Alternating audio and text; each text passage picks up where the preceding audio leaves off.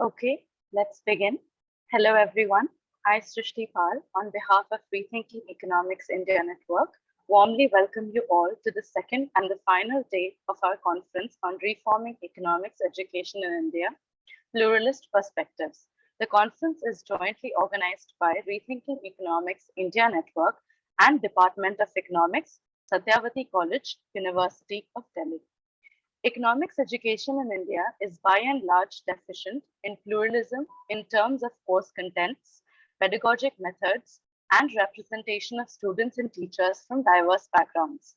The pool of economists that is trained through such an inadequate curriculum is hampered in its ability to make significant contributions to economic problems specific to India.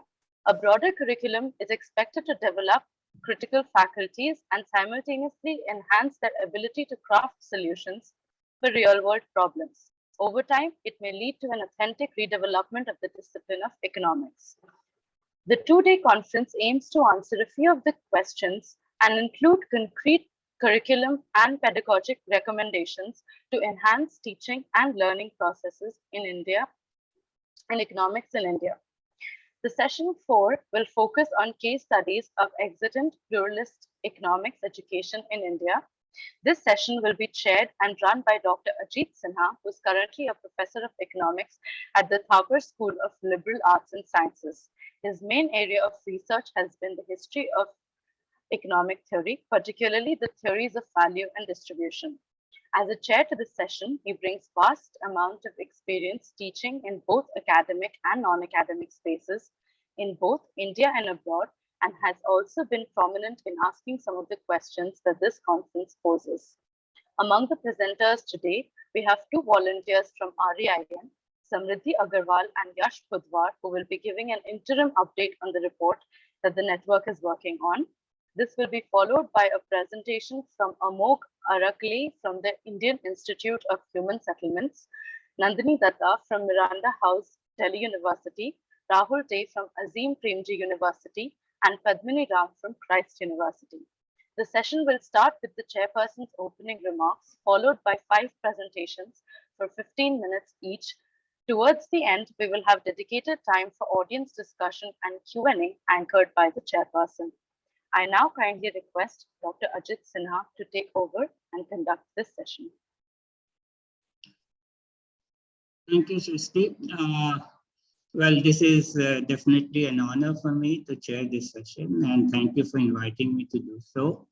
I definitely support your endeavor, and I hope it succeeds. Now, I've been given 10 to 15 minutes, and I will not be using this time to talk about the presentations, because there will be time to discuss that after they are done. So during this time, I've decided to basically talk about some general questions which came to my mind when I looked at your program and things like that. So basically, I see there are 2 issues you are concerned with. And one is the issue which relates to the name of your society, which is Rethinking Economics. And the other issue is pluralism in economics. Now, can you hear me well? Because my mic sometimes does not work well. Is that okay? Yeah, all right, thank you. So, of course, these 2 things are not the same. And one needs to keep that in mind. One could think that, well, thinking through or promoting pluralism in economics, you can start thinking or rethinking about economics. That's a possibility. But let me just think in terms of first pluralism. What does that mean? And what kind of questions we are asking here when we discuss pluralism, and then also try to think about rethinking. So, see, when you promote pluralism in economics, one could say that, well, you basically are suggesting that the students should be exposed to larger scope of economics. So in some sense, if you put it in a metaphorical manner, one is trying to suggest that, economics, subject matter of economics, or sometimes you can put it as economic problems, sometimes it is presented as the real world, whatever. So whatever you have, there is an object out there, which is economic problem, let's say.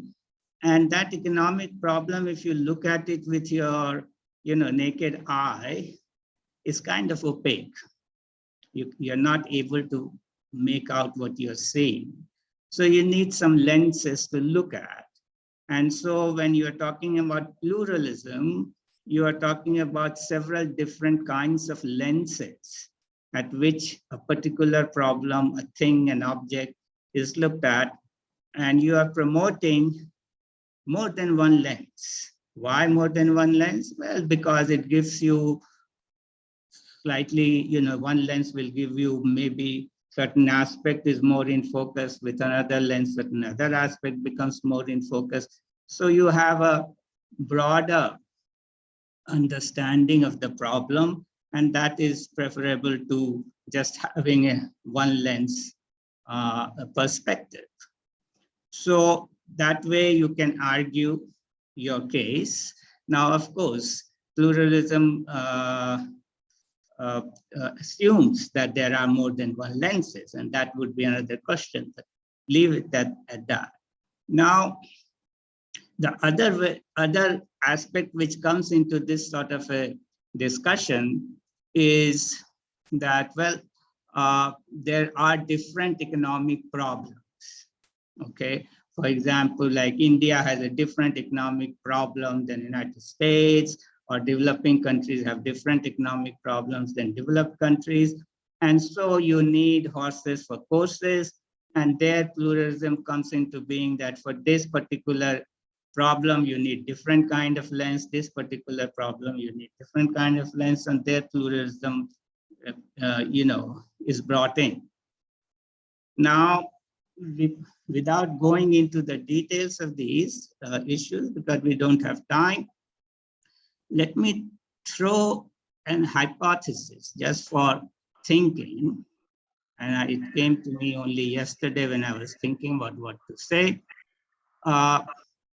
What if I suggest that there is no such thing as economic problem as an object out there, which needs to be seen through various lenses? What if I suggest that the two things are not separate, but they are interwoven? When you're constructing a lens, that's the time you are constructing the problem as well. Now, let me give you a very well-known example, which all of you have studied in your principles of economics, the whole story of Robinson Crusoe. So Robinson Crusoe is stranded on his island, and what is his problem? Well, his problem is that, well, how to survive, and and things of that nature. So what is his resources? Well, his resources are 24 hours in a day. So he's got to do various kinds of things, find food, do this, do that, shelter, etc., etc. So what does he do? Well, he has to allocate his time. How much time to put in finding food, how much time to put it, how much time to give to sleep, how much time to give to pray to the God that some ship shows up, and all those things. Now, this is his problem. And then the next problem is, so how much time? So Robinson has to now decide, okay, if I put so much of time here, then my utility, as I put more time into just gathering fruit, then utility from fruit goes down, and here. So what is he doing? In his mind, he's calculating the marginal utility he derives and the marginal utility, disutility he has by making his effort, right? So then you get this whole notion of shadow prices or opportunity costs. Whatever on the margin you have to give up to get 1 unit of something, that is the price. Now you can see, now Robinson can also, the same way, let's suppose Robinson wants to eat some fish. What does he do? Does he go and swim and catch fish with bare hands, or allocate some time to knit a net, and then after 5 days use that net to catch fish? Well, again, the same amount, same kind of calculation Robinson will make. This is intertemporal. I put 5 hours for 5 days here, which gives me no return. Then I get more return later on. Savings investment. All interest on savings investment. All the basic structure of your microeconomics or orthodox economics can be developed out of Robinson's problem. It's a singular man's problem on an island. And what is the problem? Problem is resource allocation. You know, the basic problem here is constraint optimization. The constraint is his time. Now, this constraint maximization, when you bring thousands of Robinsons from different islands together, then the whole question of economics comes up through this, that some Robinsons are naturally more efficient, comparatively more efficient in doing one thing than the other. Then Robinsons rationally understand that their constraints have eased, and then they will specialize in comparative advantage areas, and then they will come together in market to exchange, and exchange will always be win-win situation. That improves the efficiency and optimization of everybody. Here comes your economics where prices start to show up. It's not in your mind only calculation, but in the market. Now, since Robinsons are distributed, the society comes into being through market, and market starts to do that particular calculation, which Robinson could do it in his own head. And this is where you get this whole theory of optimization, constraint optimization, perfectly competitive market. That's an ideal situation that gives you that result. But then you can move on and see for all different reasons, there could be suboptimal solutions. And then you get this whole economic problem of how to move from suboptimal to optimal, whether government can come in or private can do it, what should be the policy, and the whole gamut of things. Okay, now what is happening here? What is happening is that all the economic problems which you understand as an economic problem comes out from the way you have defined your subject matter of economics, which is resource allocation. And if your grand narrative of economics is basically that the fundamental problem of economics is resource allocation, no matter what lens you are talking about, ultimately, this particular machine will push you to, I don't know why, treat everyone with respect, absolutely no harassment, witch hunting, I don't know who has put that thing. But anyway, so this way, grand narrative, if you think that that is the fundamental question of economics, then time and again you will find that you will be encompassed within what is considered orthodox economics, because it's very flexible. It can handle most of the things. Okay, so within that, if you start to struggle that no, real world is not perfectly competitive, nobody says that. Real world is like this, etc. Underdeveloped countries are slightly different than that. But your problem in your mind is that economics is about resource allocation, and it is a subjective problem in the end. Then I would suggest you lose the battle time and time again. And here comes the whole question of rethinking. Rethinking basically means that you start to rethink why should economics define it this way? can the whole of economics be thought of in a very different way? And that is the only very different way I know of, because all the other economics, whether you call it, Keynesian, post-Keynesian, etc., one way or the other, they flounder because they haven't moved out of this frame. The only economics which I understand as a serious alternative standing right now, which has been completely ignored, is Shrafa. What Shrafa does is basically says, I just remove all subjectivity from economics. There is no Robinson. Robinson's problem is not economic problem. Resource allocation is not economic problem. The economic problem is that in a modern society, industries are interconnected.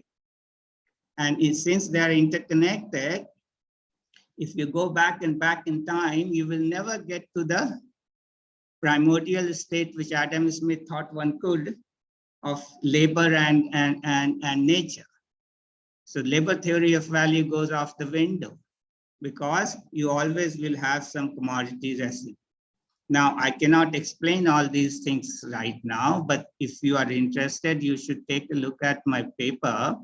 The most recent one is in Indian Economic Journal, a special issue on Krishna Bharadwaj, which Omkar Nath ji has edited, where I have the paper marks after Shrafa redux. There it explains the whole thing. But what I'm suggesting is that Shrafian economics is one, particularly the interpretation I have come up with and not Ghereniani's, because Ghereniani's interpretation falls into that narrative of gravitation and market doing this adjustment.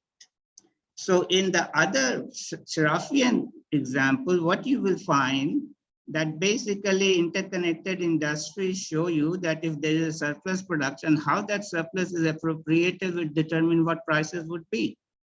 Market has nothing to do. Prices do the accounting of how surplus is appropriated by different classes. So that puts the whole question of income and distribution of income at the center of economic analysis. And once you bring that into account, then you have opened it up to politics, history, all kinds of things. And you can develop a very rich alternative economics. So I think I have taken my time, so I'll stop here. Just I've thrown some ideas for you to think. These cannot be solved in 15 minutes. But now I would like to begin with the real session. And I think you have a Rethinking Economics Network. People have some kind of report which they would like to present. Please go ahead. Thank you.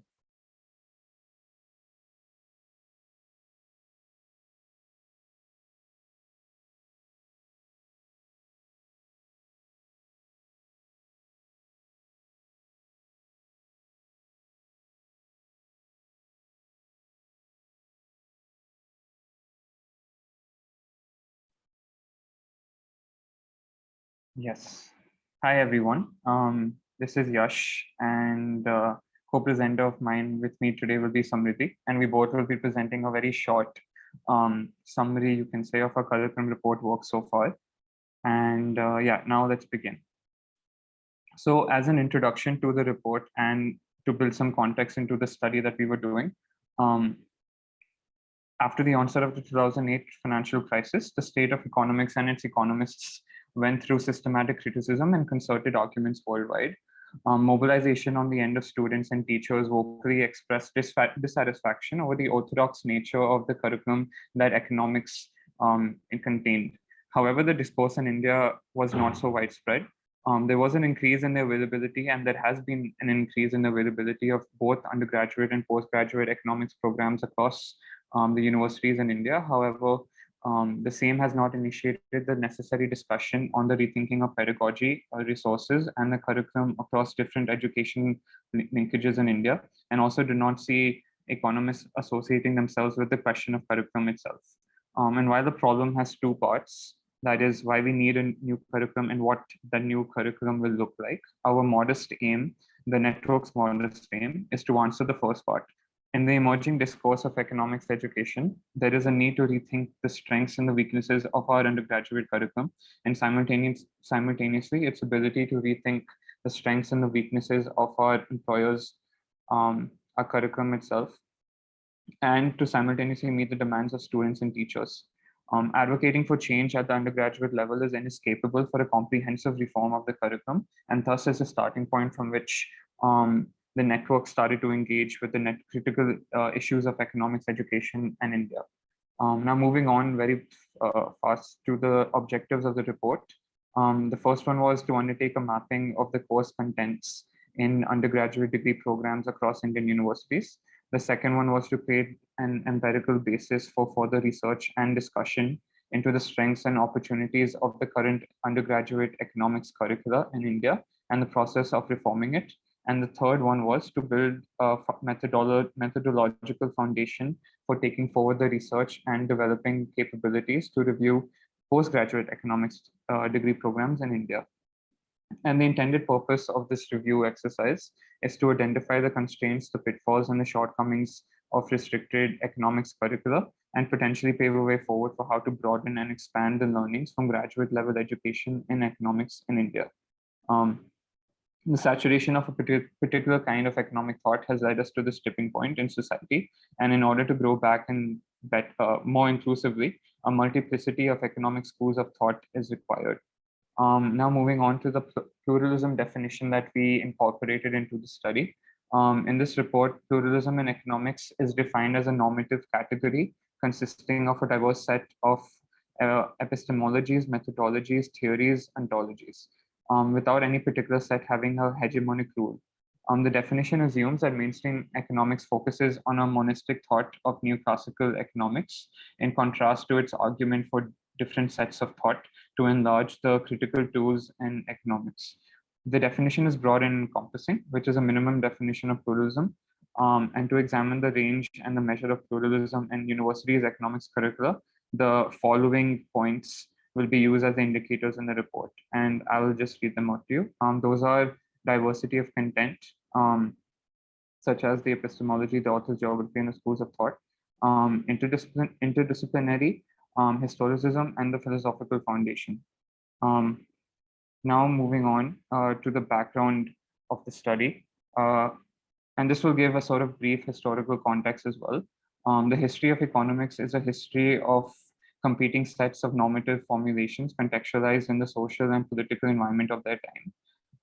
The orthodoxy in economics in the 19th century was manifested in the form of J.S. Mill's Principles of Political Economy and Marshall's Principles of Economics as guiding textbooks for economic students in the Western part of the world.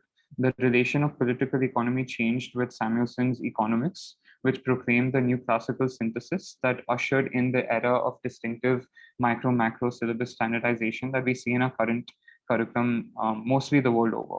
But in the time of Samuelson's orthodoxy, there was also a diverse set of competing theories like post-Keynesian economics, institutionalist economics, and Austrian economics, which challenged the hegemonic orthodoxy.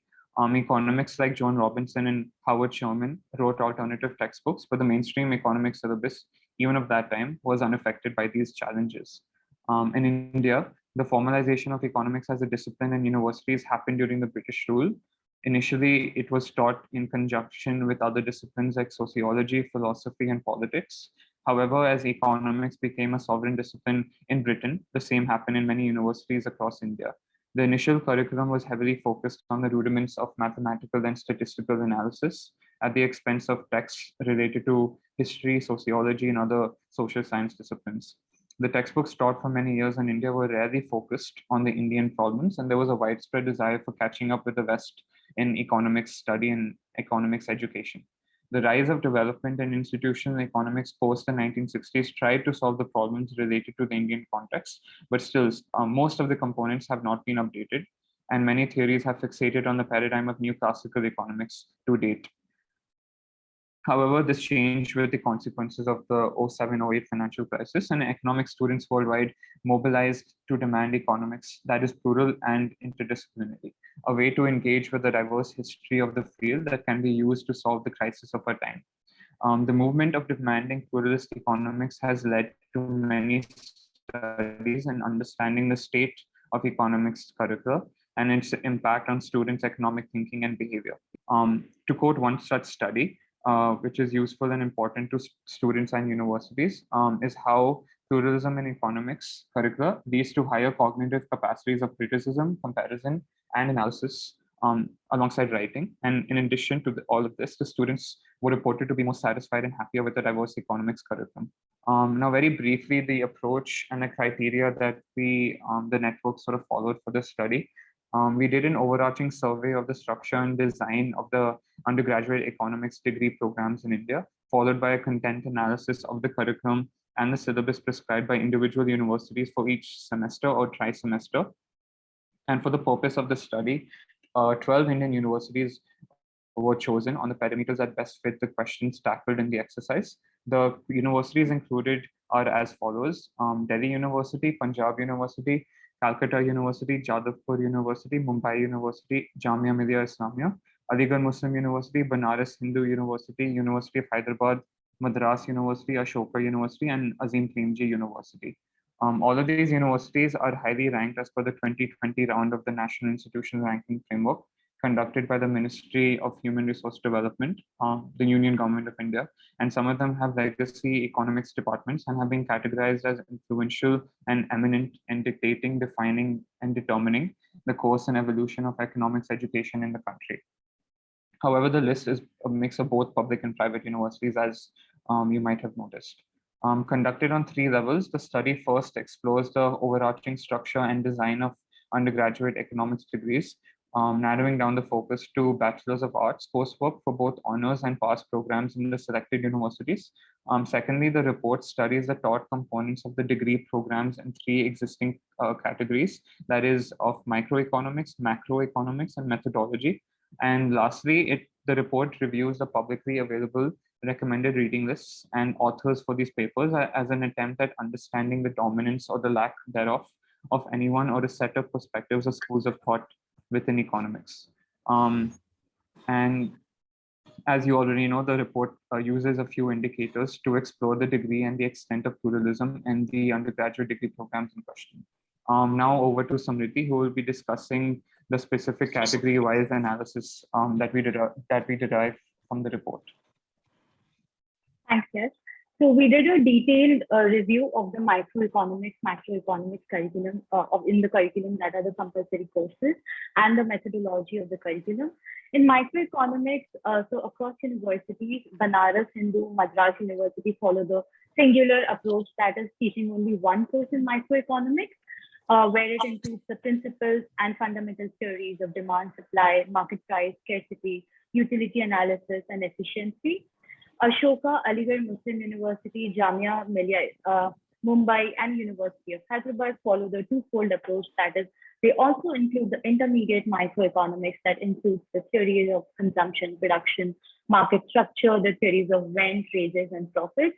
And finally, there is a year-on-year advancement through 3-year bachelor program given by Azim Premji University, Calcutta, Delhi, Jadavpur, and Punjab University, where they teach advanced microeconomics as well, comprising of imperfect competition, the market structure, monopolistic competition, oligopoly, general equilibrium, the market failures, welfare economics, and the game theory as well. When it comes to readings, there is dominance of male white authors, primarily from the West, with an exception of Banaras Hindu University. That includes the microeconomics textbook of S.K. Agarwal, H.L. Ahuja, Sunil Bhaduri, Anindya Sen, T.R. Jain, and V.K. Ohini. But there is a dearth of female authors that is very prevalent across the curriculums of these different universities. Jadavpur and Azim Premji also stand exceptions to an extent that their course content and readings do also offer an understanding of the institutions in a capitalist economy and how the individual and the collective preferences evolve, the institutional innovation, and as well as the co-evolution of institutions and preferences together. But there is an overall paucity of the microeconomics. You have 5 more minutes, huh? Okay. Sure. In the global south landscape, and due to the limitations of the current methodology, we did not we were not able to understand whether the classroom pedagogy actually bridges the gap. But through our conversations with incumbent students, we could find that Aligarh Muslim University does contextualize to India in terms of covering oil price, oil market prices, agriculture demand and supply, petrol price, diesel setting, etc. And Azim Premji also attends for the same while discussing current affairs. For example, in present microeconomics, they did discuss the vaccine supply in India and how it works. Coming to macroeconomics in the teaching, we have in the macroeconomics, we did see across the universities the basic introduction to economic concepts, then moving to introductory and intermediate macroeconomic theory, and finally to the advanced macroeconomic theory. What was found common was that all these courses, the topics covered were substantially theoretical. The theories of growth, demand, supply, ISLM, open and closed economies, national income, the Keynesian framework, the ISLM models, the monetary and fiscal policies of economic growth, classical models, theories of neoclassical, and the other macroeconomic dynamics. But what the one thing that also stood out in the macroeconomics curriculum was that the meaning of development and the relevant concepts across the regional and local realities, the changing demographic structure of India and across the globe, the financial system and the institutions of India, the regulation of markets, the the fiscal and the monetary policy of India was shared a very, very minor space in these highly acclaimed universities. But with an exception of Jadavpur, Azim Premji, and Calcutta University, that did tend to include these parts in their curriculum. Often outdated and repeated examples, case studies across the textbooks were given that only showed one side of the concept, and also very minimal limitations of the concepts are given. And despite their limited applicability and relevance to the changing requirements of the economies, let alone to the developing nations, they do continue to be included in the textbooks, subsequently in the curriculum. There is thorough grounding in economic theory and empirical techniques, but again, there is inadequate engagement with the limitations of the past and present macroeconomic theories and the applications in the national policy making, and the identification of allocation of resources and the statistical tools exploring the validity of these macroeconomic concepts. And coming to readings, there is again very little interaction with the readings from authors of Indian origin or the global south of female authors. But some universities, again, Jadavpur, Calcutta, and Azim Premji, Ashoka, and Punjab University do provide engagement with alternative tools, such as engaging with the economic surveys of India, the report bulletins and handbooks by the RBI, and the recordings of the Indian economists to bridge the gap between theory and practice to a certain extent. Coming to methodology, there is a standard methodology. So the methodology course is divided into 3 phases across all universities. That is introduction of mathematical economics, followed by the statistical methods and tools, and econometric methods, and finally with the advanced econometrics as a discipline-specific elective in certain universities. There is a homogeneous pattern that we observed across all the methodology courses. That is, it is heavily quant focused, dominance of math and statistical tools, occupies a very common space in the pedagogy of methodology. But University of Delhi, Mumbai University, Azim Premji, and University of Calcutta do include qualitative research methodologies in their economics curricula. And Azim Premji is the only one to offer writing for economics for students to develop their writing skills at the undergrad level. And very few components of teaching qualitative methods like report writing and case studies, surveying, analyzing the collected data is present. And there is also very limited engagement of the application-based approach by teaching basic MS Excel or introduction to statistical softwares like R or Stata to show the real-world data applicability with the theory.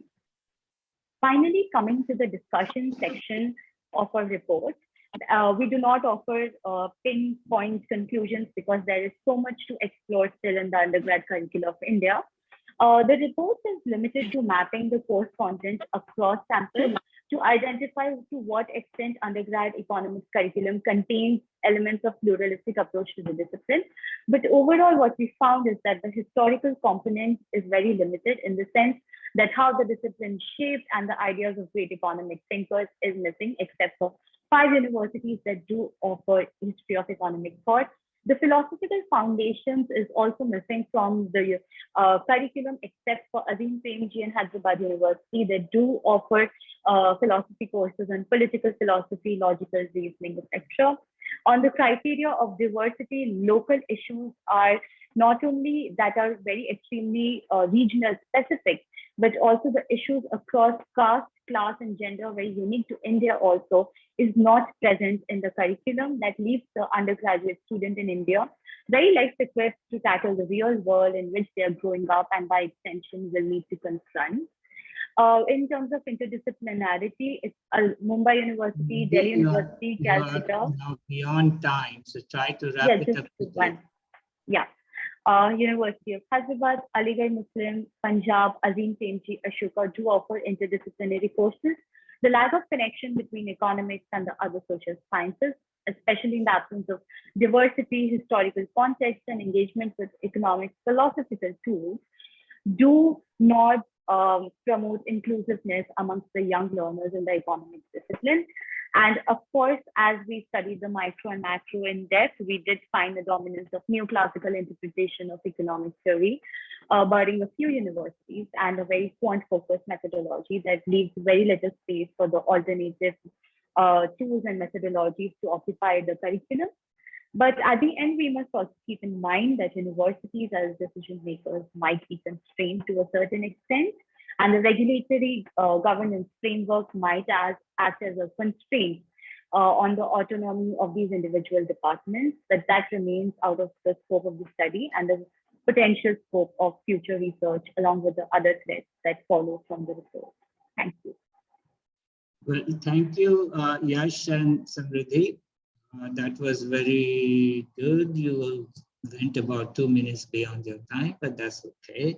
The next one is Amog Arakali. Amog Arakali is from Indian Institute of Human Settlements, and he will be talking about teaching economics to non-economists, a case on economics in urban. What is a case on economics in urban practice, right? Yeah. Is that your, yeah? Yeah, that's more or less Okay. right. I can read it better here than I was trying to read from the paper. All right, go ahead. Okay, Yeah, thank you so much. Time begins now. Yeah. Thank you so much, everyone, for being here. I hope you can see my screen and hear me well. In case you're unable to see the slides as they move forward, just please let me know as soon as possible. So I'm quite glad to be here because I've been working as a researcher for about 8 years now and as a teacher for about 5, but not in economics. Though I graduated with a master's degree in economics, I've been largely working in the field of what is called urban practice, or it's closely related to urban planning and urban studies, deals a lot, obviously, with the phenomenon of urbanization that is happening in India and the global south. And one of the challenges that I have faced in this in my teaching and in my research is actually working in an interdisciplinary environment where I'm not actually speaking about economic topics with people who have had training in economics before, but with a lot of people from many different disciplines, from architecture to urban planning to sociology to ecology to various other kinds of practices, who may not have that much familiarity with economics as a subject, but nevertheless have to engage with it because it forms a fairly critical part of understanding how urbanization takes place within India or within the rest of the world. Now, in my experience over the last 7 or 8 years, I found that the impact of economics as a discipline and the way it's practiced within these fields like urban practice is influenced less by the research or the breakthroughs that happen within economics as a field. Like, for instance, not too many people pay attention to, who was awarded the Nobel Prize and what their work really is. But it's influenced a lot more by the teaching and the training and the concepts that many of these people have learned when they were in university or when they went for refresher courses or training like that. Of this, a significant portion of people I've interacted with have engaged with economics, not in a professional economics degree, not within a bachelor's or a master's or a PhD, but rather they've encountered economics within other programs, such as MBAs or Masters of Public Policies, or within diploma programs and so on. Unfortunately, the subject of economics is not taught very well within these programs, or it's heavily constrained, and I'll talk more about this as we go ahead.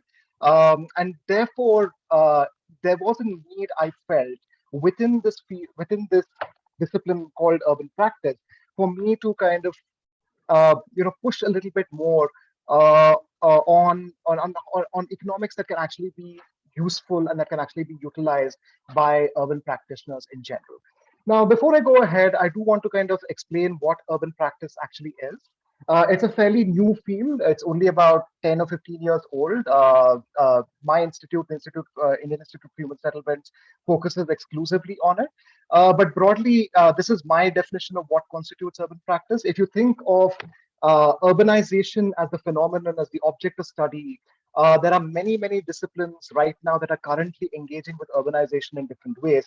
So you have urban planning, you have urban studies, you have urban ecology, urban sociology, and urban economics, of course, that are all studying urbanization from different perspectives or different lenses. But at the same time, you also have a variety of action-based disciplines or activity or practice-based disciplines such as public policy or just straightforward activism, which don't necessarily deal with theory or concept, but with applying ideas that have come from these various disciplines into things like designing public policy, or into kind of engaging with governments or with business organizations in various different ways. Urban practice is essentially the union of these two. It basically takes theories and concepts about the urban and asks, how can you translate this into policy, into activism, into business, into various different things? This is my definition of it. Other people may have other definitions as well, but this is what I feel represents it best, to the best of my knowledge. The other point to keep in mind is that it's heavily propositional. What this means is it doesn't encourage people to just kind of describe what is happening in the urban. It doesn't ask them to just kind of critique these descriptions, but it also says, take the descriptions of what's happening on urbanization, take take the critiques of these descriptions, and try and build something that is propositional, something that can actually propose solutions or propose action or activism or policy on top of that, right? So essentially any combination of A and B from point one above, which is propositional, can largely be seen as urban practice. Now, in that, this is the program that I've largely been engaging with over the last 5 years or so. It is called the Urban Fellows Program. Now, this is a 9-month fellowship. It's a certificate program. It's not a master's degree or a bachelor's degree. You don't get a degree certificate at the end of it. But essentially, it's a 9-month program that is run out of the institute that I work in, where we basically teach how to engage in urban practice. We draw upon our own work. The institute where I work in, as I mentioned before, has people from various disciplines all engaging on urbanization together. I largely kind of come from the economics side of things. And basically over 9 months, you have about 3 different terms. A commons term where everybody learns core concepts that every urban practitioner needs to understand. This is largely urban identity and social practice, urban ecology, urban planning, urban economy, and urban infrastructure. So these are the 6 core concepts that we kind of defined on. This is what everybody learns, after which they move into an elective term for about 2 months after that, where they pick short elective courses of 2 to 3 weeks each, focusing on one particular aspect of urban practice, and then they move into an internship term, which happens at the end of this 9-month period, where for 2 months they work as interns in different organizations outside my institute. And apart from this, there's a whole bunch of other things that I won't go into, but essentially there are practice-based components, there are projects that they have to take up, there are master classes by experienced urban practitioners who keep on coming in, and so on. And I've included the link to this program below. So anybody who wants to dive into the details can actually check this here. Now, what now the elective that I teach within this program is called the Practice of Economics in the Urban. It is a 2-week elective that is offered in the elective term that I mentioned earlier, typically in December or January every year. This year it was in January. It has been offered since 2019, 2020, and 2021. However, the 2021 version had to be modified halfway to an online version. The previous 2 versions were offline. Largely because this year we had a bit of an Omicron wave that kind of hit everybody, so it had to transition to an online format. So the format of the elective changed a little bit, and you can see here that it's actually amongst a list of other electives that are offered as well, some of which have relationships to economics as a field. So you can see work, labor, and formality in the urban. You can see governing mega infrastructure projects, national urban missions. These do have linkages to economics, but I'll talk a little bit more about why Practice of Economics in the Urban, the elective that I offer, does have a space within this as well. So this is where I want to talk a little bit about where the idea for this elective actually came from. Now, I must emphasize here that this, I must kind of like re-emphasize here actually that this is not the UFP or the Urban Fellows program is not an economics program, right? It's a program which focuses on urbanization from multiple interdisciplinary perspectives.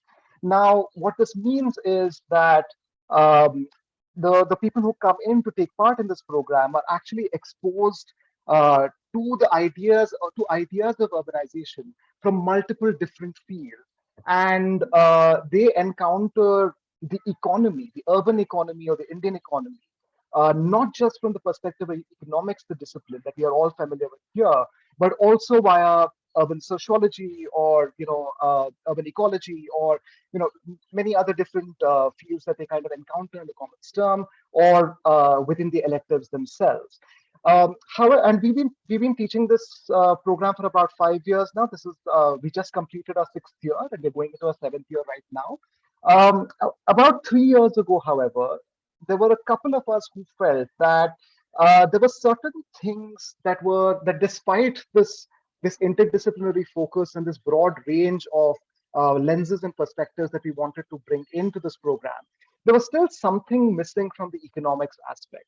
And this is something that we had to ponder on quite a bit, because as I mentioned earlier, it's not that students weren't being exposed to economic ideas. They were engaging with the economy from various different lenses and perspectives.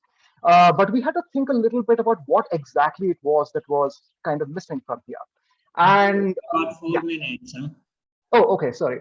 So what this meant was that we had to kind of distinguish very carefully between the idea of the economy and the discipline of economics, because this was quite useful for us to think about when we were engaging with this, when we were trying to justify why we needed a separate course in economics as well. And we kind of argued that, the students do engage with the economy as an object of study, where the economy is this whole set of activities that are related to production, consumption, exchange of material goods, but they don't necessarily learn approaches, tools, or frameworks which come from economics, the discipline, which is an academic discipline with its own separate history and its own kind of evolution of economic thought. And we felt this was necessary because basically, even though economy and economics are strongly linked to each other, they're not necessarily bound. However, like at the same time, the discipline of economics can play a vital role in employing its long association with the economy to deliver knowledge to practitioners from other fields and employing its body of knowledge and conceptual frameworks to other objects of study, such as the urban. What this also meant was that the elective was designed to address this disciplinary gap in the UFP, to address the lack of exposure to tools, frameworks, bodies of knowledge, and techniques from the discipline itself. Now, why was this? Because very simply, when these urban practitioners left our program and they went to work in various different places, whether it's government or private sector, they will be encountering and engaging with people who have been trained formally in economics using these frameworks, tools, and techniques. And therefore, it's necessary for them to have some kind of familiarity with what this field is actually about. Now, However, this did come with a couple of challenges. Challenge number one was that we had to, while we were designing this elective, we had to acknowledge the drawbacks and the insularity of the discipline, the dominance of neoclassical debates, for example, or the neoclassical synthesis, but as well as the lack of debate or dialogue between different schools of thought.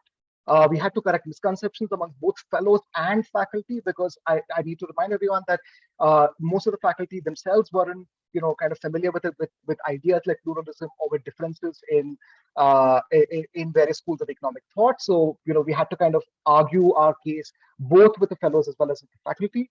And but most importantly, we had to do all this, acknowledging that this is just one part of their overall experience within the UFP. We are not training them to become professional economists. We're not training them to become, to start, taking on econometric analysis and things like that. But to simply be aware that there is a discipline out there called economics, which has these kinds of ideas, which do interact with the urban, and you will encounter these as you go and meet people outside as well. So this was the large objective of what we had to do. Right. Logistically, there was another challenge. It was just a 2-week elective, like 2 to 3 days per week, 8 sessions, 3 hours per session. I'm going a little quickly here because I'm short on time. So we didn't have a lot of time to kind of teach this. It was about 24 hours of teaching. What this meant was we had to kind of make some very strong trade-offs. We had to think about what is it that we wanted the fellows to leave with? Did we want them to get an overarching large kind of view about what the field of economics is? Or did we want to kind of like focus on specific topics that were useful to them as urban practitioners as well? We also had to think about breadth versus depth, like how deep do you want to go inside? Because that meant sacrificing a little bit of diversity in favor of intellectual depth. But also what happened was one of the two of us who had to design had to leave halfway through designing this course, which meant that there were also burdens of me kind of being the solo faculty for this. However, there were opportunities which meant that the big opportunity was we got to experiment with new methods and new techniques and new frameworks of teaching, which you can't typically find in a traditional economics course. And it was kind of interesting and exciting to kind of do that as well. So these were the principles that we adopted while we were teaching. So in order to kind of deal with all these challenges that we talked about earlier, we decided prioritize topic before theory. So rather than giving broad overviews of what the theory of economics is, we chose topics that we felt were most relevant to urbanization. So for instance, I chose to teach on public goods, because I felt it was really important that if you're going into urban practice, where you're dealing with city policies and city governance, you have to understand how public goods like health and yeah, I'm just about to wrap up. How topics like public good management need to be done. Second principle was prioritize consistency. All these topics need to be consistent with each other. Prioritize interdisciplinary approaches to teaching, and prioritize competence in topic, which meant I would teach things that I'm competent in, rather than kind of like going all over the place with things that I'm half familiar with. I'll skip through this. This is the final format, but I can share this with anybody as well. Final format for 2021. As I mentioned before, 2021 had to be changed halfway because it basically went online. But I'll just conclude very quickly with the teaching experience and learnings. Broadly speaking, I think because this was an interdisciplinary program, one of the biggest advantages was that pluralism wasn't something that I had to enforce. Simply the presence of other disciplines, the presence of all these other disciplines that they had to encounter before they took up the elective, meant that they came in expecting multiple perspectives. They came in expecting multiple views and topics as well. And this meant that if you look at the final format here, I could bring in multiple different plural perspectives without too much introduction. So environmental and ecological concepts in economics, for instance, I could bring in ecological economics concepts from Nicholas Georgescu-Roegen and other ecological economists, and kind of not have to do too much work to tie it to everything else, because a lot of that work was already done in the previous common term as well. Right. And the second thing is, you're taking other people's time. So please. I'm so sorry. I'm just gonna quickly wrap up. Yeah. So let me just quickly wrap up. Like the overall experience was that it was there were things that we could kind of improve. The 2-week format was a bit of a constraint. However, the idea of like teaching economics within an interdisciplinary format did help quite considerably. And I think I'll just kind of stop there. Yeah. Thank you so much, and I apologize for going over that. Thank you, Amar. Thank you very much. Now we have Rahul Day of Azim Premji University, and his topic is what should an Indian economics student know? Reflections from curriculum making in APU. Go ahead, Rahul. Thanks, Ajit.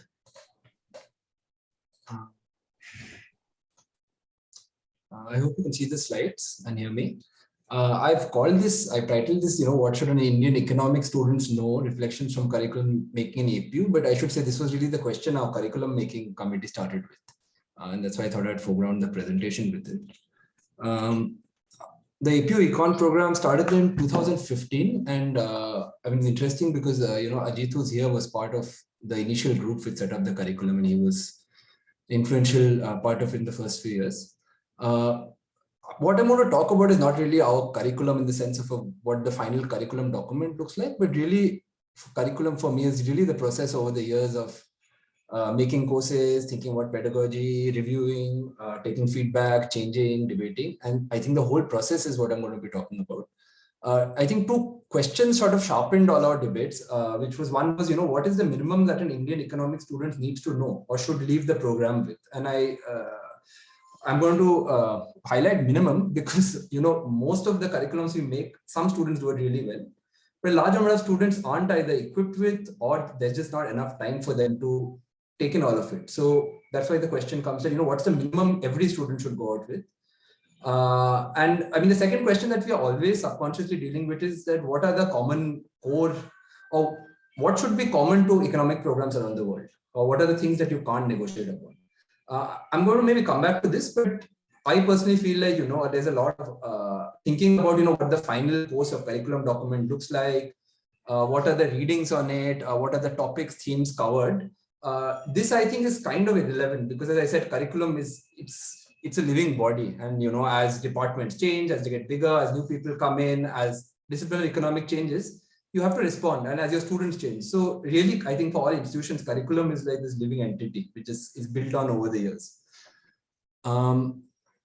So one of the questions, you started with is that, if you think just in terms of courses and topics, what's the minimum that students should know? And, there is some agreement, I feel, across economic programs, even historically, that, there should be, micro should be important, macroeconomics should be important, teaching quantitative methods should be important, econometrics should be important. Really, couple of questions which come up even more, if you're in a private university, because, you're not burdened with this, but it's an important concern for students is, what do you need to know to get into MA economics and do well in, and then, skills required to take to the workplace, or for you to have a competitive advantage in the workplace. I think the second thing that you find pretty common across is, all curriculums are very focused on, what should be a textbook for courses, the notion of what is problem set. So I think, in the way that Ajit was framing it, what are the economic problems which are important for you to know? And then lastly, a real focus on being able to do well in exams. And that seems to be a place where a lot of programs, programs like us, which started very recently, had to start with. And, I put this out there because I think we went across it, we went with a very different approach. In some sense, we didn't really take this as the most important starting point. I'll just start with one question which I thought a lot about. I think there wasn't so much conscious debate about it, but I think somehow everyone's engaging with this question. And, which is the question of, is depth more important or is breadth more important? And, so the question that Ajit posed in the beginning of the presentation, I think resonates with what I'm going to talk about in the question of breadth. And I'll just come back to it. But I feel like, and I'm going to try and show that this idea that these are two opposing ends, so you have to give up on one to do the other, is a bit of an oxymoron. Or I don't think there's necessarily a binary. The binary shows up if you think of depth and breadth as readings on a piece of paper. So you have limited time, you have limited hours of teaching, and do you cover more in depth about something, you cover more perspectives or paradigms. This is how I think we thought a little differently about this, which is that what breadth means to us is exposure to different perspectives or paradigms or methods to study the same economic object. This is slightly different from how Ajit framed it.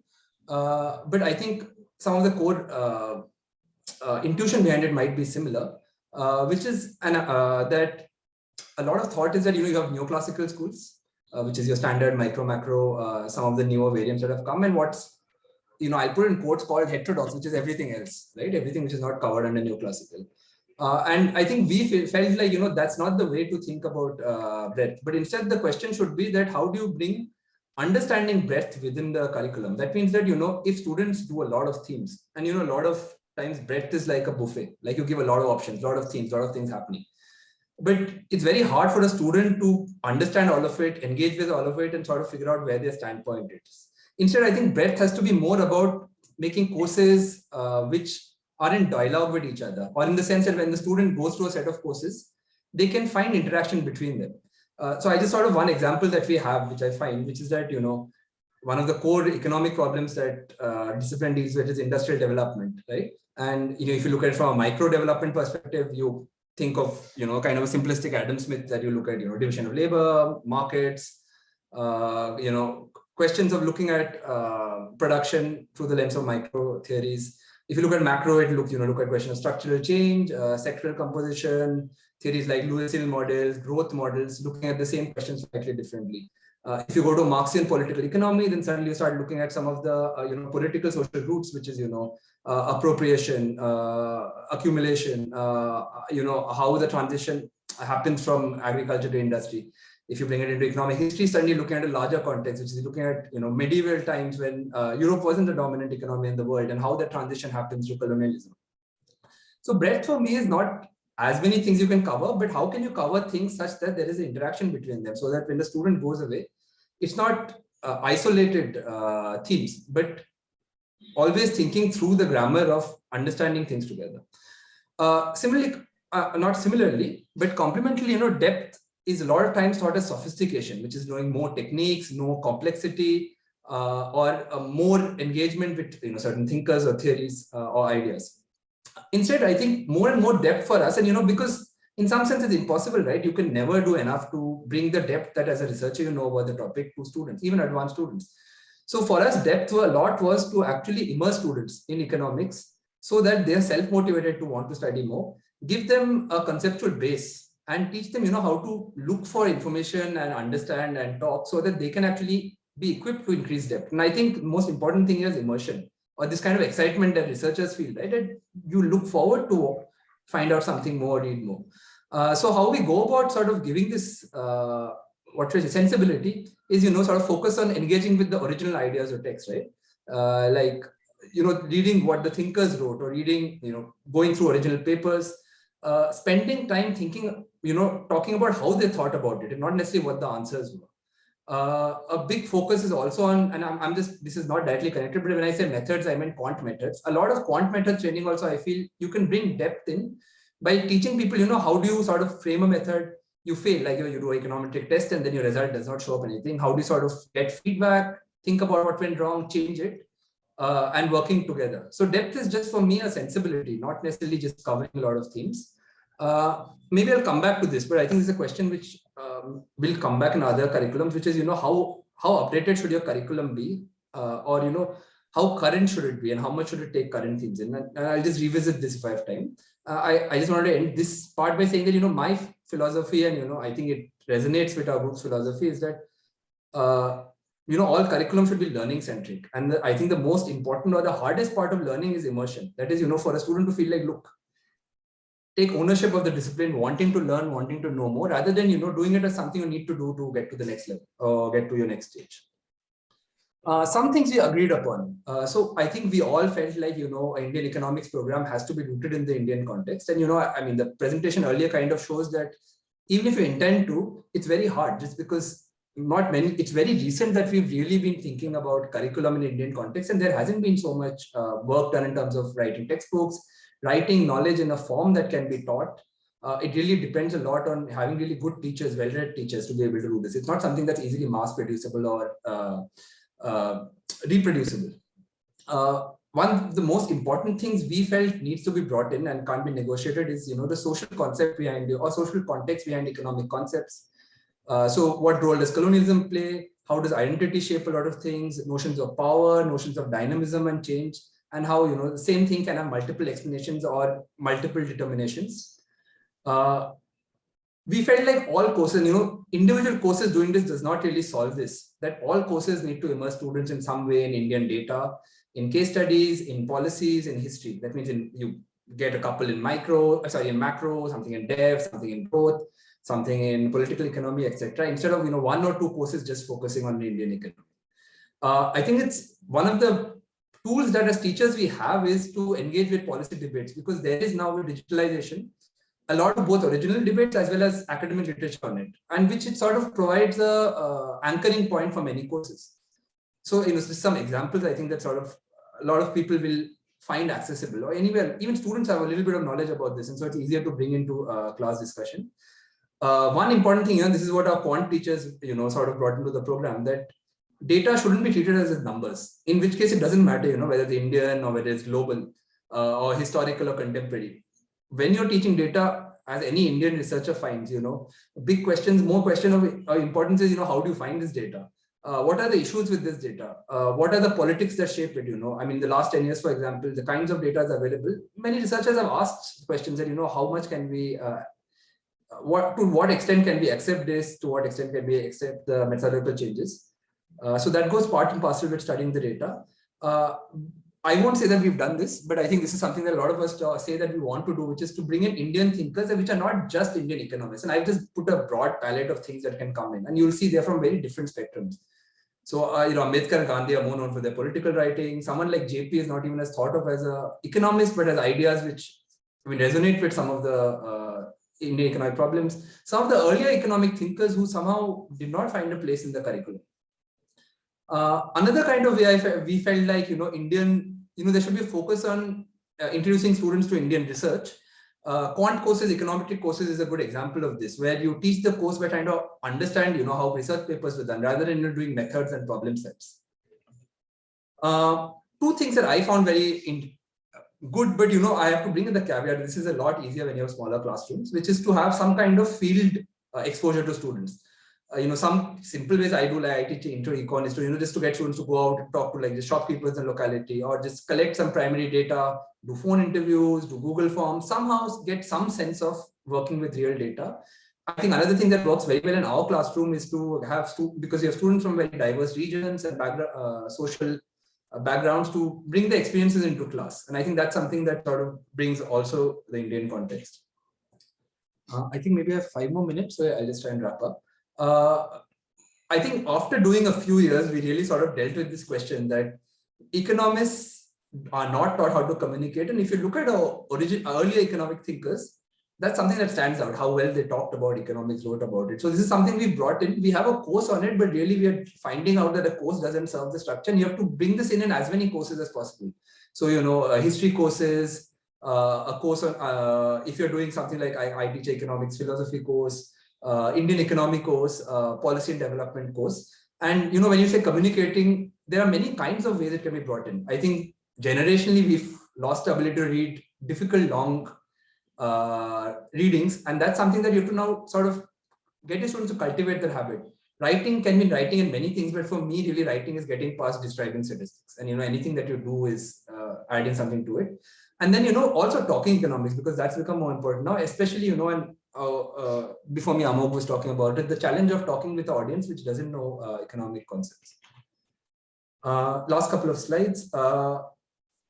Maybe this will come in more in our discussions, but I think curriculum, along with curriculum, pedagogy and assessment matter. And I think the most important variable is, how a group can work together, because, this again, with different experience, with different backgrounds, teachers have very different qualities. But as a group, I think you can learn from each other and, give solutions to teaching to each other. So I just talk about a couple of these that I thought was important. One is, I think it's important to teach students, even if it's not original research, how do you go about learning an original open-ended question, and what are the tools that you have to do this. And two is to sort of make classrooms make your assessments a way of learning more, instead of being assessment as something that students need to crack to sort of prove that they've learned something. So assessments, like, let's say one assessment is reading a difficult document and then sort of responding to it. The reading and understanding is equivalently important, as opposed to the final sort of essay that's written. And I'll just end to just putting out a pet peeve. This is something that I've had disagreements with my own group, and I thought I'll just put out there. Understandably, there's a lot of concern now. I know for all universities, but definitely for private, that students want job readiness. So students want to take something away which gives them advantage in the work environment. And every discipline, every department engages with this. That how much should we do the requirements of discipline and learning, and how much towards the end product. And I think maybe sometimes our eye is not on what it should focus on. So there's a lot of obsession about endowing students so that they can go in with some things and do well. However, I think that what works well in any kind of job, and this is not just for economics, but any of the critical social sciences, humanities subjects, is that there are certain things which translate well into the workplace. And yeah, let me just end my presentation with this. Thank you for your time. Thanks, Rahul. So you kept time, that's very good. Now, the next speaker is Nandini Datta from Miranda House, and her topic is Teaching Economics with Reason, Contesting Economic Rationality as Given. So, Nandita, please go ahead. Yeah, thank you. Thank you for bringing me into this panel and giving me this opportunity to, I'll just put the slideshow on so that, yeah. So I hope you can hear and see the presentation well. Let me just tell you as a background, I have been teaching in Delhi University for the last almost 30 years and have been struggling and contesting continuously as regards what Rahul just now said. What is it that should be considered to be adequate in terms of teaching an undergraduate economics course, and what would pluralism in that context mean? Of course, as a trainee, I have come from two universities, essentially Jadavpur and Jawaharlal Nehru University. There, the question of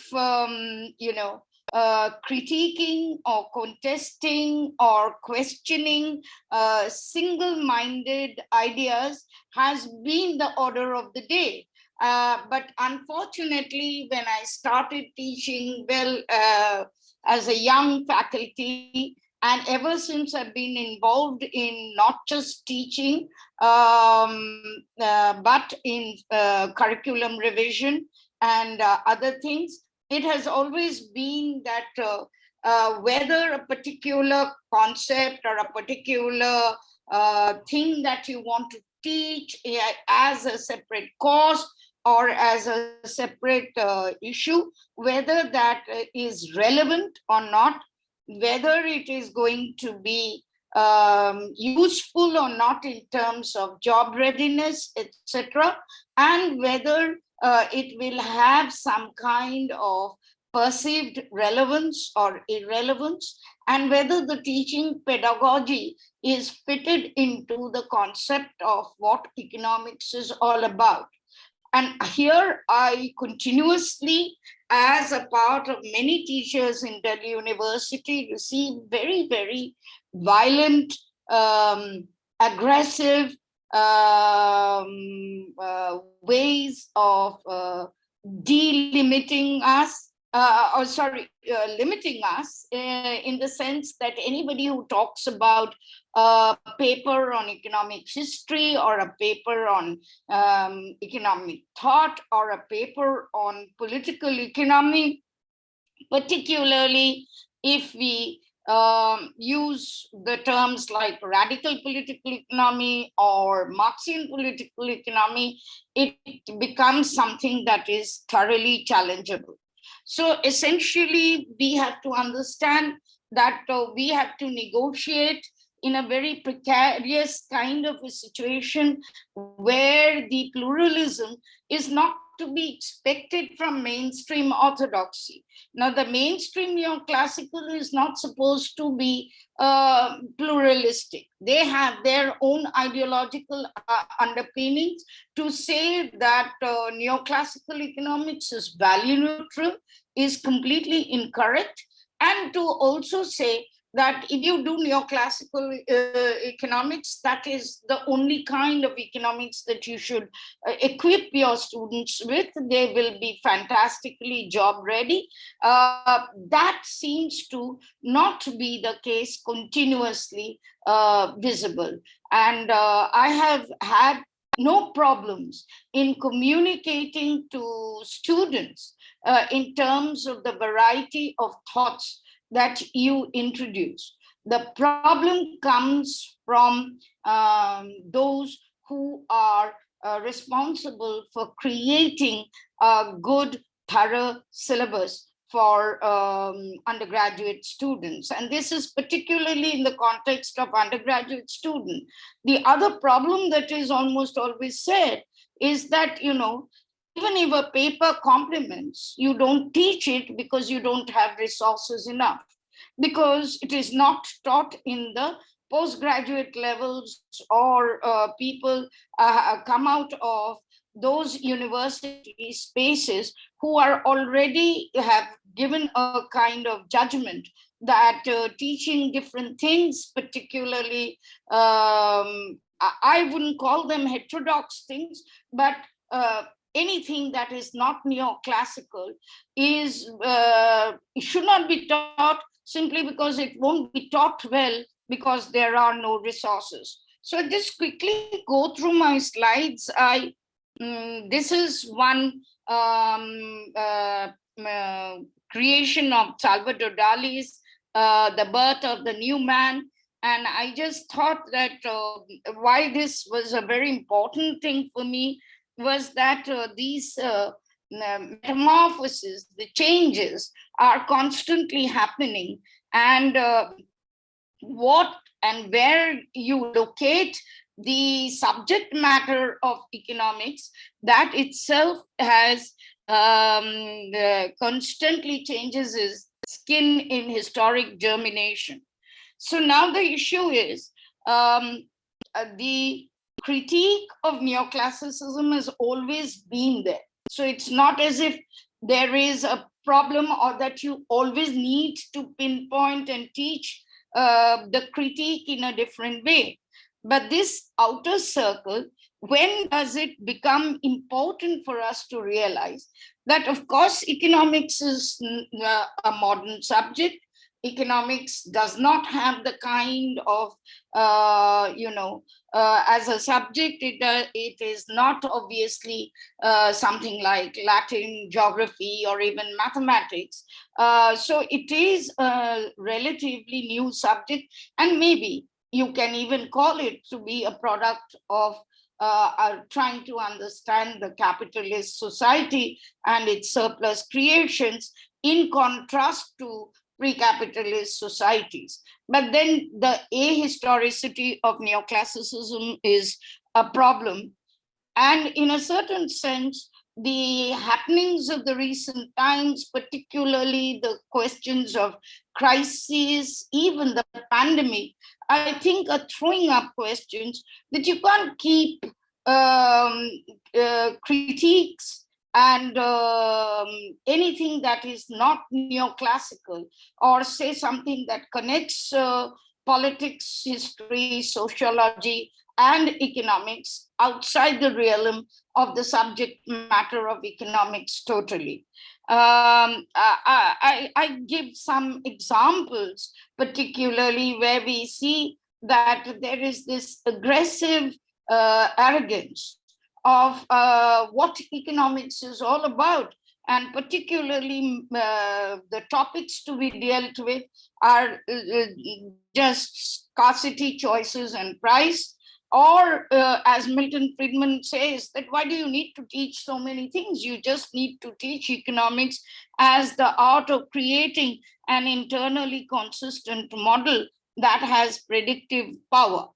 The question is that the laboratory space of economics is the real world and not controlled archetype of a scientific laboratory.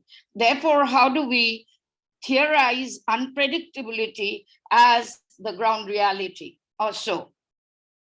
The question is If you look at Delhi University scores, it is not only there has been systematic attempts to take out papers like economy, state, and society, or anything to do with economic history of India, forget anything else, or political economy, or a global political economy paper. All these papers have been systematically pushed out of the course sequencing to the electives, to say that it doesn't matter if a student doesn't have these ideas at all in the university space, they will still be equipped as reasonable economics undergraduate students. And with the restructuring presently going on, I see the course sequencing even more violently aggressive and violently confrontational with any kind of subject matter that is not neoclassical, whether it is in micro, macro. And the interesting part of it is that NEP talks of interdisciplinarity, but interestingly, the way the department visualizes the course structure, we are constantly seeing that there are 4, 5 slots of micro, there are 4 slots of macro, there are 3 or 4 slots for mathematics, which I don't contest. I mean, these are things that must be taught. 3 slots of econometrics, fair enough. But now they are also reducing things to doing development economics, even doing things like public goods and public economics or international trade. All these then become, essentially all are part of the elective. So we are basically talking about that. Is there a point or a tipping point where we realize that theory is not being able to explain the reality? And I think a lot of that has been already been said. I mean, the neoliberal strategies in itself in a very aggressive way was trying to say that the alliance, the Fordist alliance, or the alliance of the golden age, the Keynesian alliance between capital and labor, all that is no longer relevant, bring it to the market. But in the process, there was that realization that you had to bring in ground realities, but ground realities were all fitted within the pedagogy of the neoclassical literature. And as a result, the neoliberal fixes that were, and this I think the University of Hyderabad very clearly denotes, that the very fixes of the crisis of profitability of the 70s become itself a big issue and a problem, because the whole divergence between theory and reality cannot be encapsulated through just finance, trade, and the basic structures of neoclassical economics. So we are also seeing. You wrap Yes. up, please. How many minutes? No more. Maybe 2 to 3 minutes. Okay. Okay, I'll surely do this. So I'll just quickly go through this. There is this birth of institutionalism, but institutional economics are also a problematic idea, because how do you situate institutional economics merely? So in a certain sense, in an age where the market is so important, the whole idea about administrative governance and regulation itself becomes a problematic idea. So how much of it would you teach? And would you teach it as an imperfect market or a market distortion or not? That has been a question. We have also seen that,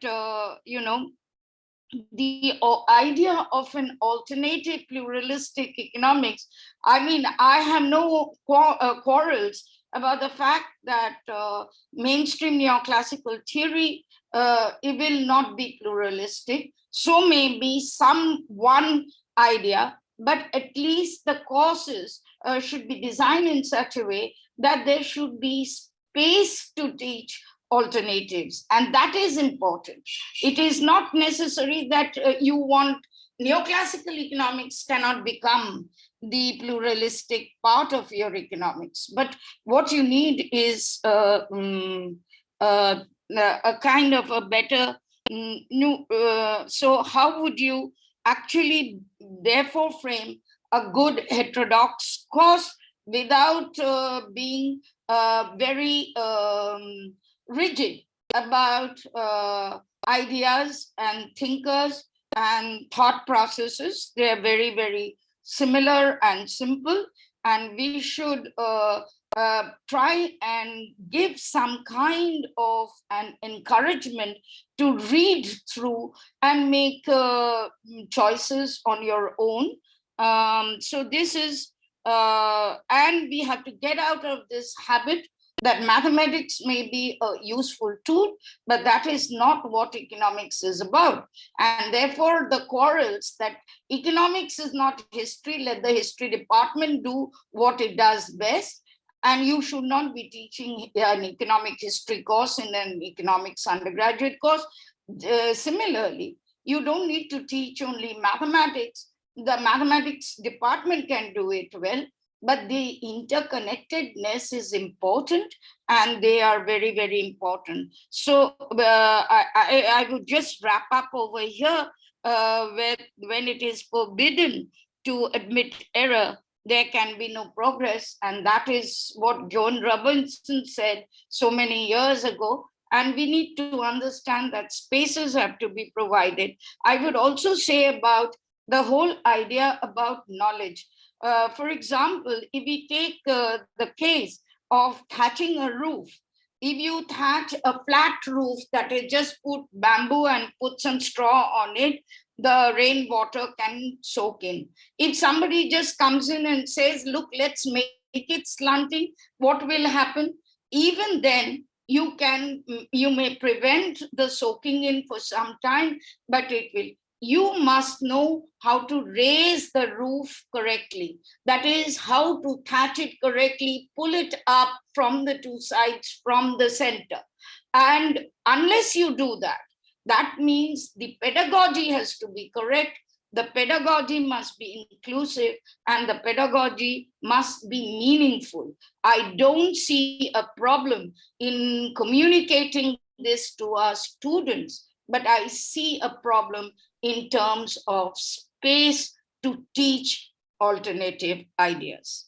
Thank you. Thank you very much. So the last paper is by Padmini Ram. She is from Christ University. And the topic of her paper is Pluralism in Undergraduate Economics Education at Christ University, Hits and Misses. Go on, please, Padmini. Are you able to see my screen? Yes. All right. So thank you so much. I'm really glad to be here because I'm genuinely excited about what Rethinking Economics is doing, and I'm genuinely, in general, excited about students who engage with the subject and who are kind of sort of thinking about what it is that the subject should be. So thank you so much for having me here. And I think I'm going to be repeating some of the points which my earlier speakers spoke about. and it might be a bit like preaching to the choir, but I want to highlight some of the things that we're doing at Christ University. And on that note, I really hope that in your next cycle, you would consider the syllabus of Christ University for your mapping exercise and all of that. So the presentation is structured in 4 parts. One is the introduction, or where I put in the key question. I'll take you through the Christ University syllabus very quickly. I'll talk about the hits and misses, where we really did well, where I think we did well, and where we are still facing considerable challenges, and what needs to happen. So without further ado, my first question is, have disciplines failed us? And when I ask this question, it's not so much in a way of, is hyper specialization not useful after a point? I mean, yes, there is a lot of discussion on that, but that's not the question I'm asking here. The question I'm asking here is, are we building echo chambers when we say we are in disciplinary silos? And by that, I mean, when we have economics or psychology or sociology or any of these subjects, we tend to publish in the same kind of journals. It's read by the students of the discipline, and it's often that we are presenting in conferences where, again, the same kind of people from the discipline are participating in it. And so in that sense, are we building echo chambers? And that question becomes really important when we look at the kind of problems we are facing. So do we have problems that need interdisciplinary solutions, but our universities and schools don't provide us with the tools to kind of go about it? And I say this even though I come from a campus which is an interdisciplinary campus. And oftentimes what happens is, at least in my experience, interdisciplinary research is what sort of where you get the grants. And if that's the grant you're getting, then you're putting together a multidisciplinary team. And I mean multidisciplinary because it's people from different disciplines coming together, and irrespective of whether or not there's real synthesis of knowledge as such, kind of a thing. So, and that is also starting to really weigh on me, because when I see students who are choosing the masters who go from Christ University, oftentimes our students are choosing masters which are based on problems like climate change, masters in climate change, or masters in sustainable development, or masters in urbanization. Or so these are masters that are problem oriented, real life problem oriented, rather than disciplinary masters as such. So that's something to keep in mind. Also, where do we ask questions that are beyond disciplines? Does our discipline provide spaces for such discussions? And I'm putting the play on the word rethinking, so I'm glad we have forums like this. Given the time constraint, I'll take you quickly through the Christ University syllabus now. And this is the 2021 to 24 syllabus. And I agree with Rahul that it's a living, breathing organism which changes every year, depending on what the department has and the faculty that come by and all of that. So I've highlighted the courses which I think are heterodox and pluralistic, and we're doing well. We do have the micro macro, which is kind of a core to any economics discipline. And you'll see here that we have UGC mandated sort of, okay, this many can be core, or this many can be discipline specific elective, or general elective, or ability enhancement courses, or skill enhancement courses. And we have to kind of stick to that. It's a mandated body kind of a thing.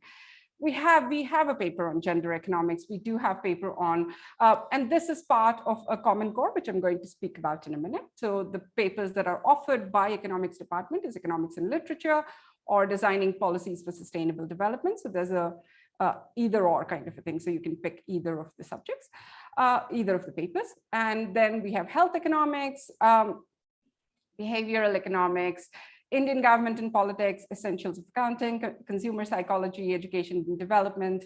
Again, economic sociology, labor economics, international relations. I'm not going to read the whole list, but you get the idea. So we've tried to incorporate a lot of papers, which political economy of India, agricultural economics, environmental economics, public economics, history of economic thought, and even the economic history that we take, it is of India. So in that, economics of law, these kind of papers, right? And then there's dissertation, which I'll talk about as well. And this is another one for liberal arts program, the new liberal arts program that we have. And if you see here, the kind of papers that we have that economics department offers to liberal arts, you will see that it's the kind of papers that Amok was talking about, or it's the kind of papers that is built by the same faculty of economics department, but in a liberal arts program, they don't see a micro-macro paper as non-negotiable. They are more open to how we structure these papers. So that's something that, and again, all of these minors are available for liberal arts program. I'm, because of paucity of time, I won't be able to kind of take you through the process of how the economics honors program is different from the liberal arts program, but both are undergraduate programs at Christ University, same campus, and both offered by the same department. So in terms of hits and misses, let's start with the hits first, right? So I think one of the things that we're doing really well with, as do most other economic programs, we have a very strong focus on quantitative papers. We have almost 6 papers that are quant-based. We have papers that have hands-on data analysis. We teach Excel, we teach eViews, econometrics, all with hands-on data. So we're doing well there.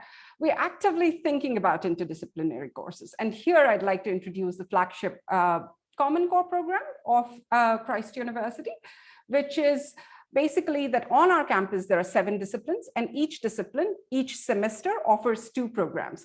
So students get to pick from a bundle of about 28 electives. It's generally around the theme of technology and life or sustainable development. And so you have in the class, you have students from business and English and economics and political science and media studies all sitting together and discussing a problem, whether it be sustainable development or informal economy or any of those. We also, as with most universities, we have a curriculum development committee and board of studies, which meets annually and very seriously considers what needs to be part of the curriculum. We are bound by aspects of employability, alumni feedback, prerequisites for masters, future educational trends, and now NEP, among others. So these are sort of the boundaries around which, or the constraints around which we have the choices to make. We offer papers such as economic history, economic sociology, political economy, gender economics, labor economics, institutions and informal economy. And some of them we offer as core subjects. So that's, again, some place where I feel really good about. We offer to liberal arts, the kind of micro-macro paper that we offer is more heterodox in the sense that microeconomics is offered as agents and institutions. So we are talking about economy as a social provisioning process, wherein we are looking at the role of agents, we're looking at the role of institutions and the interdependency of market and non-market actors and players and how the system works as a whole. So similarly, we are providing macroeconomics as the economics of aggregates. So we are able to kind of broaden that perspective and not just be really focused on the theory aspect of it. With regards to the misses, now that we're done with the hits, with regards to our challenges, I think one of the first things that comes to my mind is that most of the content that we offer is not really a core. So in trying to make the syllabus heterodox, what happens is, okay, the core, the micro, macro, intermediate, all of this, the econometrics, all of this becomes non-negotiable in an economics department. So then how do you bring in the heterodox perspectives? You provide that as a non-core elective. You provide that as electives, as value addition courses, as all of this, right? So it's not considered as core of who an economist should be. So that's one of the key concerns I have, and my department shares the concerns as well. You have 5 minutes. Yes, sir. 5 more minutes. Sure. While heterodox papers are offered, content is limited in finding faculty willing and able to teach those papers. Again, a lot of the other faculty spoke about that as well. Bringing in pedagogies with sort of 60+ students in a classroom, harder. Students who are willing to take a risk, even have like qualitative dissertation topics is hard, because the way they go about picking their dissertation topic is, okay, I have read this paper, I've understood this paper, there's an econometric model, and I can replace this data with Indian data, and that's my dissertation done. So if that's the mindset where we are so focused on employability and models and all of that, then that needs to change as well. And economic faculty who understand qualitative research and how it should be graded is not common either. Building a curriculum that allows our students to get admission in foreign universities, again, without prerequisites, that's tough. Again, decolonizing our curriculum, bringing in Indian context. It's easier to bring it in economic history of India or Indian economy. It's much harder to do that, to find a really good microeconomics textbook written by an Indian author, which sort of satisfies all of those aspects. So yeah, it's easier to bring it as cases. It's harder to bring it as data. All of these things come by. Again, employability concerns, absolutely valid. When we're saying that 2% of our engineering graduates are employable and 18% of our social sciences graduates are employable in India, absolutely, employability is a concern. It's completely valid, and anyone who has a tenure cannot be telling undergraduate students that jobs are not important. But if the LOs, the learning outcomes, are entirely market-based, are entirely dependent on the market, then my next question comes, as to what it is that we are teaching our economic students. And this is my last slide. And when you look up the definition of economics, right, something along this comes up. And it's about choices, it's about scarcity, allocation of resources, and a great variety of other complex issues. So then why do we continue to focus so much on the price mechanism? If we glorify demand and justify it as want plus ability, right? So then how do we begin conversations about not everybody who's able to buy should be allowed to buy everything? Because then we would need like 5 planets. That's where we're getting to.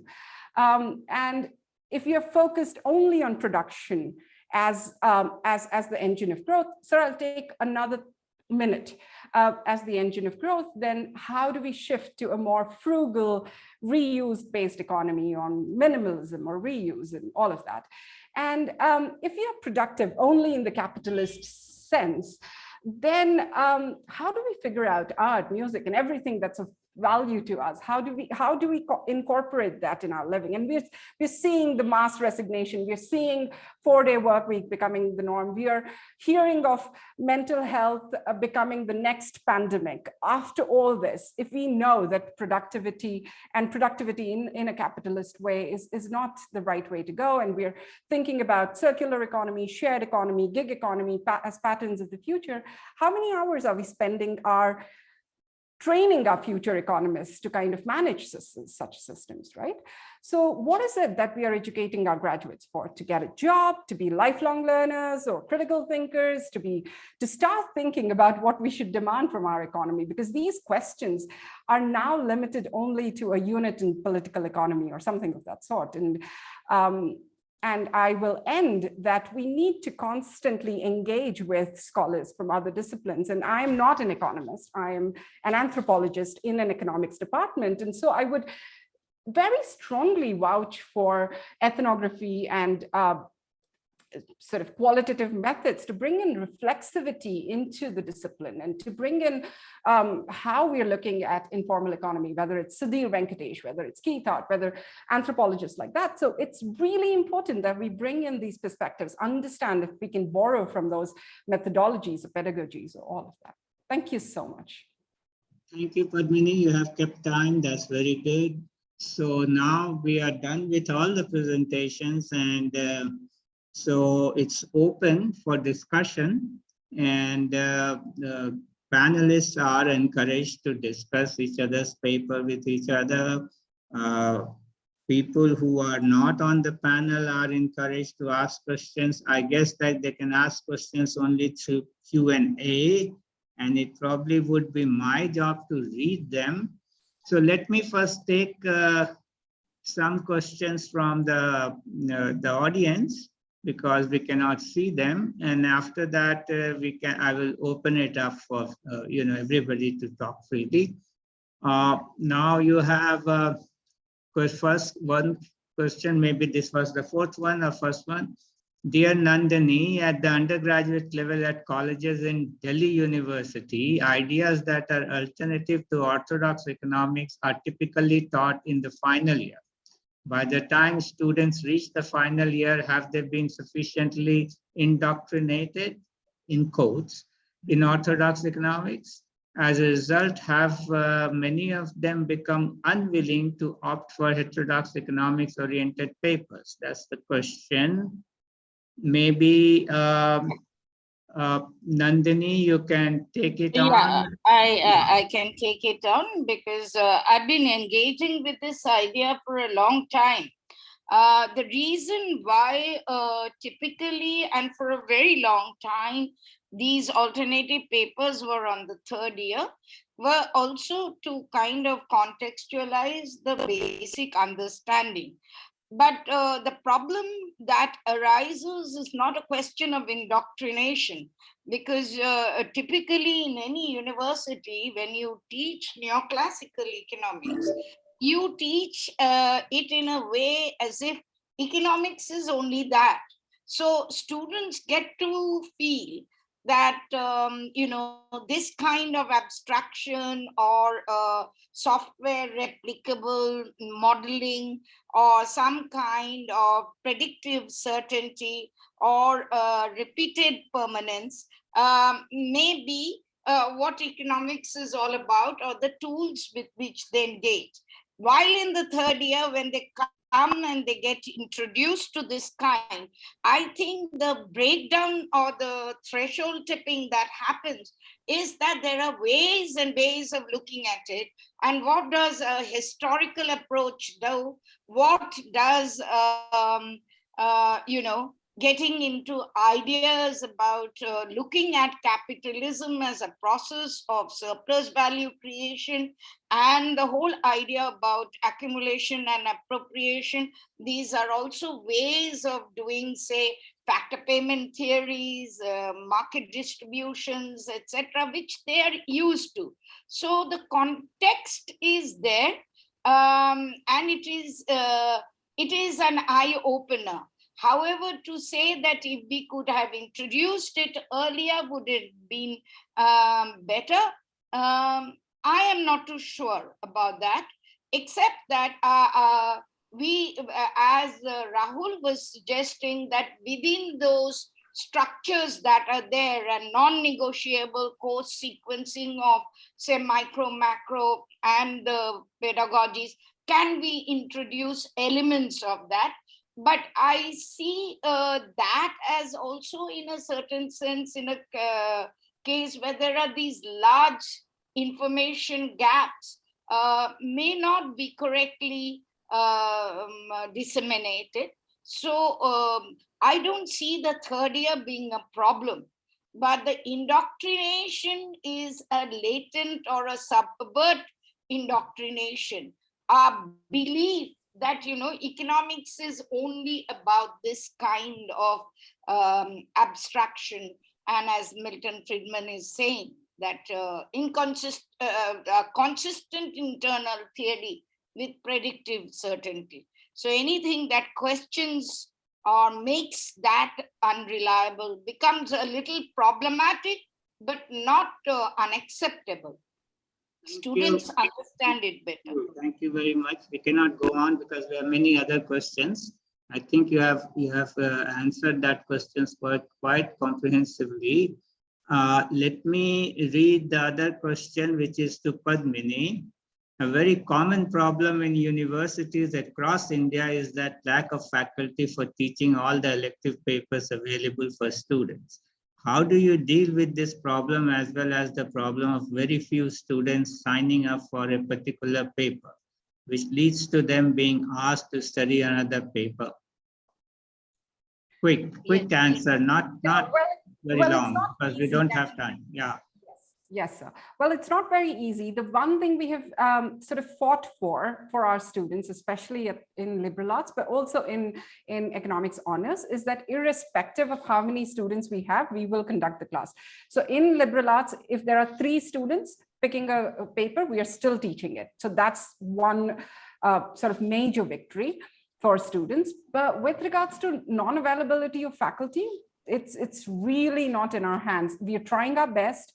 But yes, it is a problem, and there are no easy answers there. Okay, there's another question. I think Rahul Day is typing an answer to that question. Now, the question for anybody who wishes to answer: a lot of economics books / study materials is not open source, and especially in English. How can economics as a course / subject be made more accessible to all? Who wants to go? Rahul, go ahead, answer that question briefly. I just typed it. No, I just typed saying that we need more open source books and more public libraries. That's all I can think of. Okay. So another question is, question for anyone. Why is that there are not any, okay, sorry, that is, no, that's true. Not any good books in other languages except English. Who says that? But anyway, even if there are any, they are mostly basic and not detailed. What can and needs to be done about it? Okay, who wants to take that one? Can I just take it? Sure. I have to tell you that very interestingly, discussions on syllabus revision in Delhi University under the aegis of Delhi School of Economics tends to even argue that if you want to introduce a paper from EPW, that's not good enough. So that is the kind of social hierarchy that journals and Indian authors have in the economics discipline. But to say that economics in Indian languages have not been written, I mean, there are some very good books in Bengali and written by some extremely competent macroeconomists. So I am not of that, but obviously, given the plethora of books and well-written books, of course, that is there, the general decision is always to put in a book in the English language and written not by an Indian author. That is true. That happens. But I don't think that is a problem in terms of pluralism. The problem is, which of these books do you choose? Yeah, we have to wind up now. So maybe, is that true with the organizers? We have to wind up now. I think you have next session from what time? Sir, you can take 7 more minutes. 7 more minutes we have. So let's have an internal discussion for 7 more minutes. I think we have taken department specific questions already. Yeah.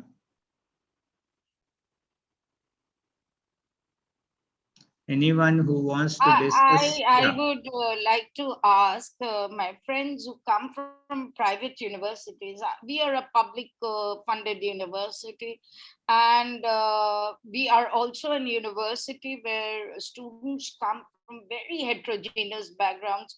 So we have very special problems. I mean, for example, Delhi University has also made it compulsory that you can't do an economics domain course honors pay without having done mathematics so far. I do not know whether that will stay with CUSET and NEP, but that is the thing. So I want to ask friends from private universities where you don't have, these kind of compulsions. You have a much bigger platform to handle. How do you tackle this problem? But of course, your problem would be that what would students do after this? So what are your learning outcomes? Those become very serious issues to contend with. So I would like to ask. Go ahead, Rahul and Padmini, go ahead. quick, brief. Yeah, Don't, well, don't- I was just saying that we offer a bridge course for non-math students to be able to cope up in the classes. That's almost a compulsion, because without that, they will not be able to cope up in the classes. But with regards to learning outcomes and all of that, yes, we have even had several discussions on whether we need to have like a economics, very quant focused economics sort of stream, and then a non quant based economic stream kind of a thing. It's much harder to do it in practice and find sort of enough faculty to do that. But yes, that's been in consideration for a while. Rahul, you have anything to add? No, so we actually have a summer program, so we get some students before and make some basic content. And I think one advantage to private universities is you make your own exams, so you can tailor it to the what kind of students base you have. So I think that's one way of dealing with it in the beginning. Okay, we maybe have just enough time for one more. Ajit, want to give some final thoughts about the question you posed in the beginning? Yeah, the question I posed in the beginning requires much longer time than. Yes, See, let's what talk I am, about resource what allocation. I think is, you know, the basic problem which I see most of the heterodox, whether it's Keynesian, post-Keynesian, development, others, they buy into this resource allocation as the main economics problem. They do buy into the question of this subjectivity, which ultimately determines how much I want to, what value I put to things. Once you do that, you are pretty much in the web. To think that neoclassical economics is right-wing, left-wing, that's not really true. The whole of this tradition is that it builds a machine, and then it can translate every kinds of ideas, lots of kinds of ideas, if you buy that particular basic premise, into its language. Samuelson was absolutely brilliant. He can translate anything into basically a neoclassical way of thinking. It's a supple thing. So my basic point is that instead of saying this or that, or real world is not perfectly competitive, who does not know that? Everybody knows that. But that will not be a criticism which will make it, you know, neoclassical economists like sit up and think. But what you need to think is that, can we pose the very problem of economics in a different way? And that I'm saying that at this time, Sraffa is the only one. And the Sraffa which I have discovered, not Girinyani Sraffa. So that Sraffa is the only alternative I see. And that's why I'm recommending my paper. I'm not talking about it, but you know, it's available pretty much in the Indian Economic Journal. This Krishna Bharadwaj's issue in the honor of Krishna Bharadwaj. So you have Prabhat's paper also. There are many papers, Amit Bhadri and all those, and some Italians, Coutts and Garke and people like that. So there I have that paper, that is my latest, contribution into this kind of a debate, where you will see that Sraffa is the only existing theoretical foundation, which is a complete alternative.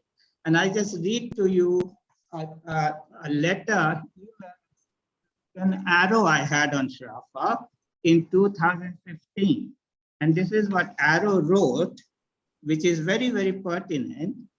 Dear Professor Sinha, I would like to read your manuscript, but I will have to postpone my reading for a few months. I have several other papers to comment on and have some research underway that I will have to finish.